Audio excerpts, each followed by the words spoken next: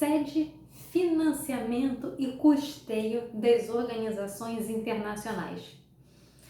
As organizações internacionais, elas não têm um território próprio, como os estados possuem. Então, quando a gente fala em estado, é muito mais fácil falar em território. Afinal, a gente consegue delimitar o estado de acordo com as suas fronteiras, o que não acontece com as organizações internacionais.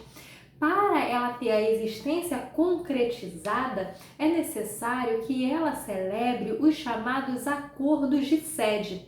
Então, por meio dos acordos de sede, as organizações internacionais acordam com determinados estados, um estado ou não importa, dois, três, aonde vai ser estabelecida aquela parte da organização internacional. Pode ser a sede, como no caso da Organização das Nações Unidas. Existe o acordo de sede, onde está estabelecida a sua sede, um acordo específico para a instituição da Corte Internacional de Justiça.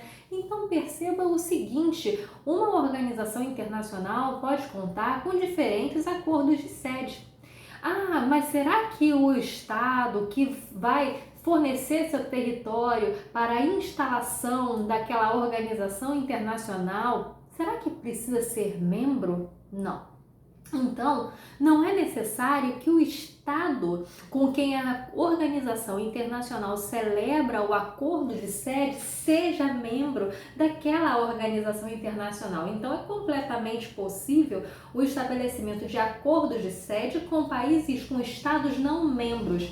Então, a partir do momento em que há a celebração desse acordo, a organização internacional está então autorizada a se instalar naquele país que concordou receber a organização internacional.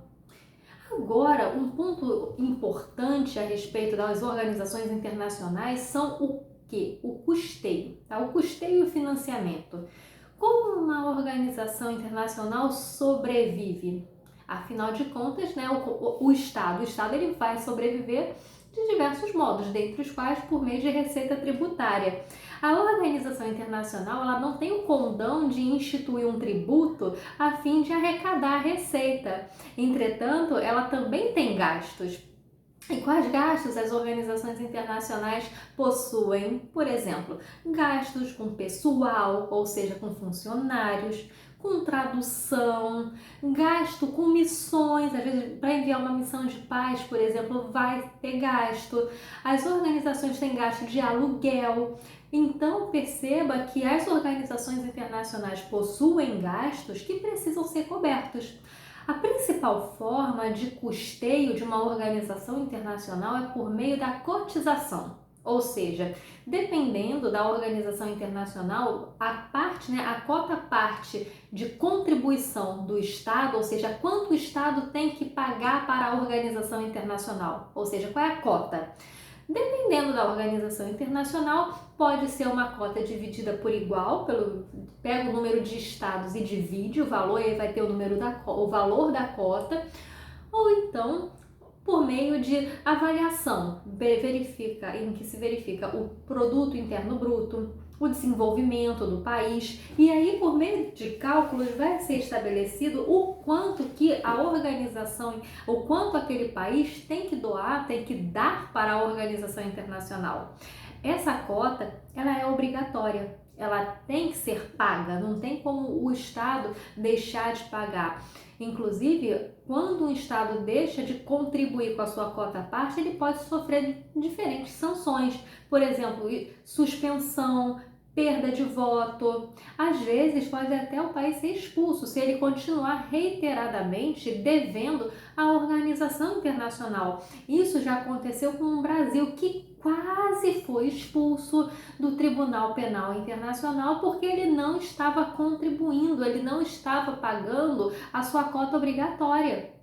Vale destacar que a cotização pode ser obrigatória, tá? Ou então o Estado pode contribuir de forma voluntária. Quanto à obrigatória, o Estado não tem escapatória, ele tem que pagar. No tocante às contribuições voluntárias, o Estado pode aumentar ou diminuir ou não doar a seu bel prazer. Porque, na verdade, aqui não é uma obrigação, o Estado não é obrigado a doar dinheiro para uma organização internacional. Além da parte da doação do Estado ou então da cotização, as organizações internacionais também podem ser custeadas, podem promover receita por meio de venda de selos, de camisa, ou seja, venda de produtos. Não é incomum em site de organização internacional encontrar produtos para vender. Ou então, doe para, ou seja, a doação por parte de particulares, de empresas, são doações muito bem-vindas para a organização internacional. Então, a partir do momento em que ela recebe esse valor, ela vai poder então continuar operando livremente. Vale destacar que é comum usar a cotização, a questão do valor do dinheiro investido como meio de pressão.